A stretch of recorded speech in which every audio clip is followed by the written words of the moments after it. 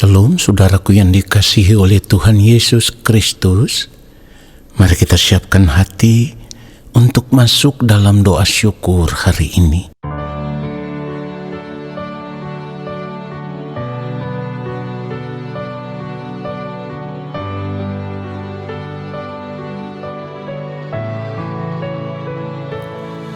Kerajaan-Mu Tuhan, itu kerinduanku, tiada yang lain. Ku mau mengasihi-Mu sampai tiba waktu-Mu bagiku.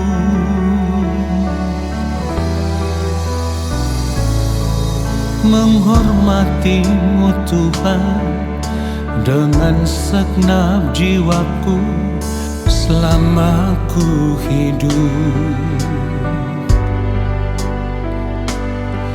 Ku mau jadi anak-Mu yang taat dan setia selamanya. Ku mau seperti Yesus, ku mau seperti Yesus. Selama hidup hanya melakukan kehendak Bapa. Ku mau seperti Yesus, ku mau seperti Yesus. Senangkan hati Bapa, hidup menjadi berkat, memuliakan nama-Nya.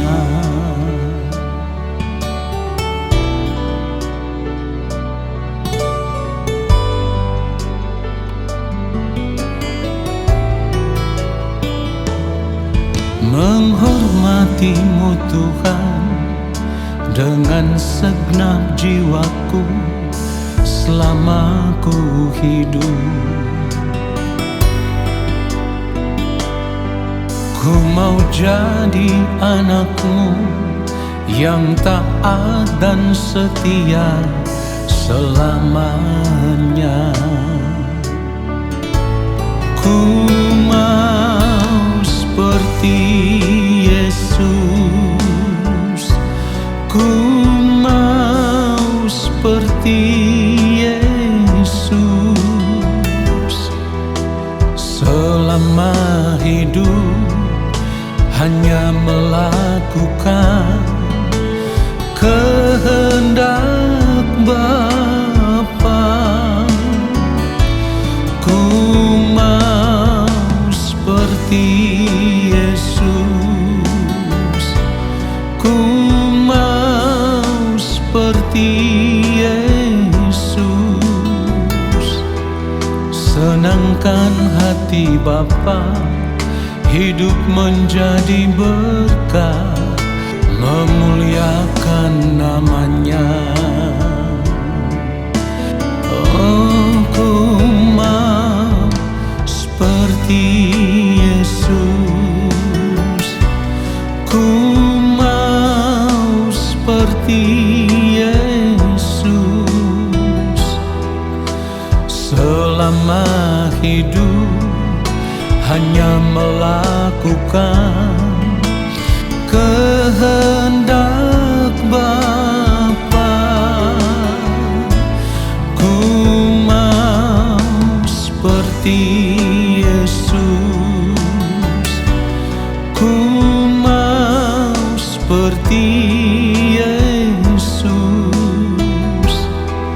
Senangkan hati Bapa, hidup menjadi berkat, memuliakan nama-Nya. Oh, senangkan hati Bapa, hidup menjadi berkat, memuliakan nama-Nya.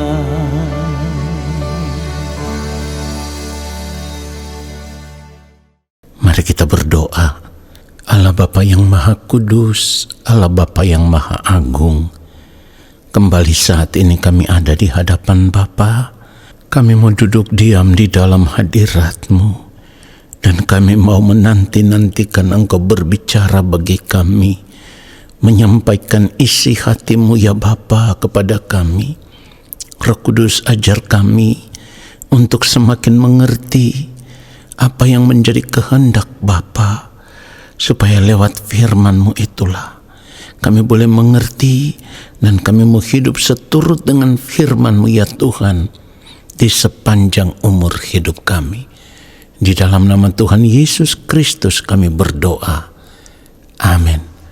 Saudara yang dikasihi oleh Tuhan Yesus Kristus, satu hal yang harus kita sadari, menjadi umat pilihan Allah itu berarti kita harus serius berurusan dengan Allah di sepanjang hari hidup kita. Ya. Jadi kita harus serius memeriksa hidup kita. Apakah di sepanjang hari hidup kita serius berurusan dengan Allah Bapa di sorga atau tidak? Pertanyaan ini tidak berlebihan, saudaraku. Sebab ketika kita berada di dalam Kristus, itu berarti kita adalah orang-orang yang dipilih oleh Allah. Perhatikan itu. Saya ulang sekali lagi, orang-orang yang berada di dalam Kristus adalah orang-orang yang dipilih oleh Allah. Firman Tuhan mengatakan di dalam Efesus 1 ayat 4, sebab di dalam Dia Allah telah memilih kita sebelum dunia dijadikan, supaya kita kudus dan tak bercacat di hadapannya. Kalimat di dalam Dia artinya di dalam Yesus. Itulah kenapa tadi saya katakan orang-orang yang berada di dalam Kristus adalah umat pilihan Allah, orang-orang yang dipilih oleh Allah. Jadi kalau kita tahu kita adalah umat pilihan Allah atau orang-orang yang dipilih oleh Allah, maka kita harus hidup sesuai dengan apa yang firman Tuhan katakan. Firman Tuhan katakan di dalam Dia Allah telah memilih kita sebelum dunia dijadikan, perhatikan ini, supaya kita kudus dan tak bercacat di hadapannya.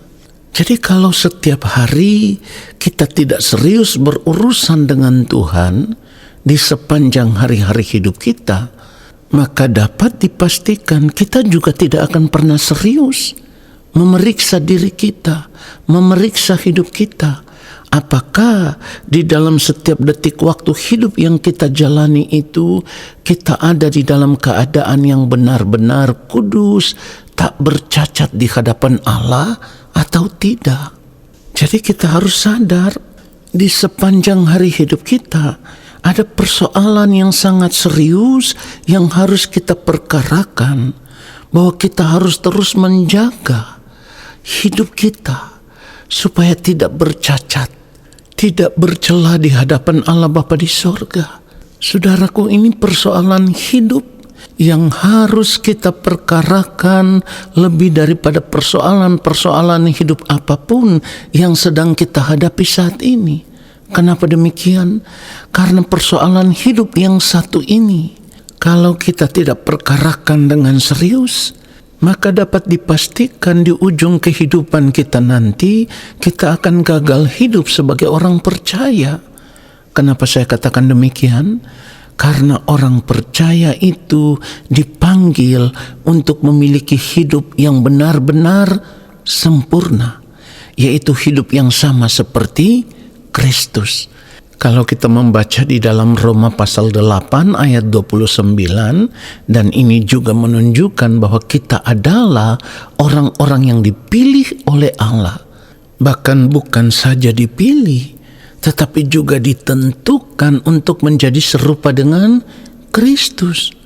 Di dalam Roma 8 ayat 29 firman Tuhan katakan, Sebab semua orang yang dipilihnya dari semula, perhatikan itu, semua orang yang dipilihnya dari semula, mereka juga ditentukannya dari semula untuk menjadi serupa dengan gambaran anaknya, supaya ia, anaknya itu, menjadi yang sulung di antara banyak saudara. Jadi di sini seharusnya kita mengerti bahwa semua orang yang dipilih oleh Allah di dalam Kristus pada akhirnya di kekekalan nanti akan menjadi anggota keluarga kerajaan Allah. Tetapi persoalannya adalah untuk diterima sebagai anggota keluarga kerajaan Allah bukan tanpa konsekuensi, ya. Konsekuensinya adalah semua orang yang berada di dalam Kristus harus memiliki hidup yang sama seperti Kristus. Itulah kenapa kita harus serius periksa seluruh kehidupan kita. Kita harus periksa dengan jujur. Apakah saat ini kita sudah memiliki hidup yang benar-benar serupa dengan Kristus atau belum? Ya, dan saya harus katakan, jangan menganggap persoalan ini adalah persoalan biasa. Jangan menganggap ini persoalan yang gampang. Ini persoalan yang mudah. Ini persoalan yang sangat berat, yang sangat sulit, yang harus kita perkarakan, yang harus kita selesaikan sebelum kita menutup mata. Kenapa saya katakan ini persoalan yang sangat berat, yang sangat sulit?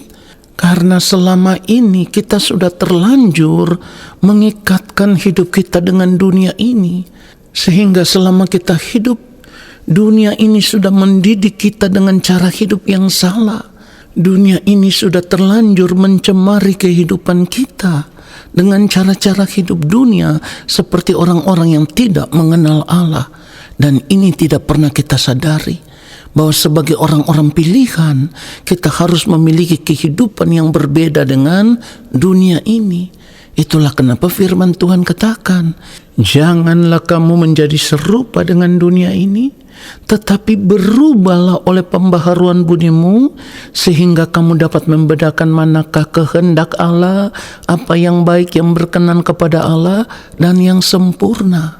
Saudara perhatikan itu. Satu hal yang harus kita ingat, berjuang untuk mengerti manakah kehendak Allah, apa yang baik, yang berkenan kepada Allah, dan yang sempurna, itu tidak mudah. Kenapa saya katakan itu tidak mudah? Karena selama ini kita sudah membiasakan diri kita untuk kompromi dengan cara-cara hidup dunia. Ya, kita sudah terlanjur mencemari kehidupan kita dengan cara-cara hidup dunia. Sehingga kalau dikatakan kita harus benar-benar hidup kudus, tak bercacat, tak bercela di hadapan Allah, banyak di antara kita yang akan mengelak dengan berbagai alasan. Mana mungkin kita bisa kudus sama seperti Allah yang kudus? Kalau kita memiliki prinsip hidup yang seperti itu, lalu pada akhirnya kita tetap memilih untuk hidup sama seperti orang-orang dunia pada umumnya, maka itu artinya kita juga memilih untuk mengundurkan diri sebagai anak-anak Allah. Sebab sebagai anak-anak Allah harus hidup di dalam pemerintahan Allah, harus tunduk di dalam kedaulatan Allah, harus hidup menuruti perintah-perintah Allah. Dan itu artinya kita harus berani meninggalkan dunia ini, tidak boleh lagi mengingini dunia ini. Jadi kalau firman Tuhan katakan, sebab di dalam Dia, artinya di dalam Yesus, Allah telah memilih kita sebelum dunia dijadikan, supaya kita kudus dan tak bercacat di hadapannya. Itu artinya kekudusan hidup itu harga mati dan tidak bisa ditawar. Ingat, firman Tuhan sudah mengatakan, tanpa kekudusan tidak seorang pun akan melihat Tuhan. Bahkan di ayat firman Tuhan yang lain dikatakan, sebab ada tertulis, kuduslah kamu sebab aku kudus. Jadi kalau kita tidak berjuang untuk mencapai standar kehidupan anak-anak kerajaan sorga, yaitu memiliki hidup yang benar-benar kudus, tak bercacat di hadapan Allah, maka kita akan gagal menjadi anak-anak Allah. Ya, Allah Bapa di sorga itu kudus, anak-anaknya juga harus kudus. Itulah sebabnya firman Tuhan katakan begini.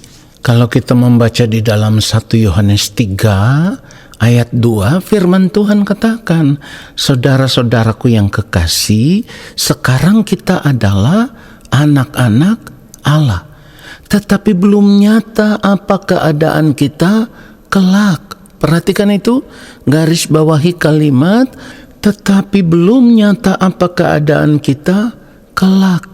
Akan tetapi kita tahu bahwa apabila Kristus menyatakan dirinya, kita akan menjadi sama seperti Dia, sebab kita akan melihat Dia dalam keadaan yang sebenarnya. Jadi, kalau kita ingin melihat Kristus dalam keadaannya yang sebenarnya, maka selama hidup di dunia ini, kita harus berjuang untuk memiliki hidup yang benar-benar sama seperti Kristus. Tadi firman Tuhan katakan, apabila Kristus menyatakan dirinya, kita akan menjadi sama seperti Dia. Menjadi sama seperti Kristus itu bukan nanti ketika Tuhan datang, tetapi sejak sekarang kita hidup di dunia ini, hidup kita sudah harus sama seperti Kristus. Barulah ketika kita menutup mata, kita diakui sebagai anak-anak Allah. Jika hidup kita tidak sama seperti Kristus, kita akan gagal menjadi anak-anak Allah. Dan orang yang gagal menjadi anak-anak Allah akan terpisah dari Allah, terbuang ke dalam kebinasaan kekal. Amin. Mari kita berdoa, saudaraku. Terima kasih Bapa untuk kebenaran firman-Mu yang terus menyadarkan kami, supaya di sepanjang hari hidup kami, di kesempatan hidup yang Engkau berikan bagi kami harus berjuang untuk mencapai kehidupan yang benar-benar serupa dengan Kristus, supaya hidup kami berkenan di hadapan Bapa di sorga ketika kami menutup mata. Kami bersyukur untuk firman-Mu dan kami percaya saat ini Engkau akan memberkati hidup kami. Turunlah atas kehidupan kami segala berkat kasih karunia daripada Allah Bapa di sorga, rahmat cinta kasih dari Tuhan Yesus Kristus, dalam persekutuan yang manis dengan Roh Allah yang kudus, menyertai langkah hidup kami dan memberkati kami sekarang dan sampai selama-lamanya. Amin. Saudara, terima kasih sudah mengikuti doa syukur hari ini. Tuhan Yesus memberkati kita semua. Shalom.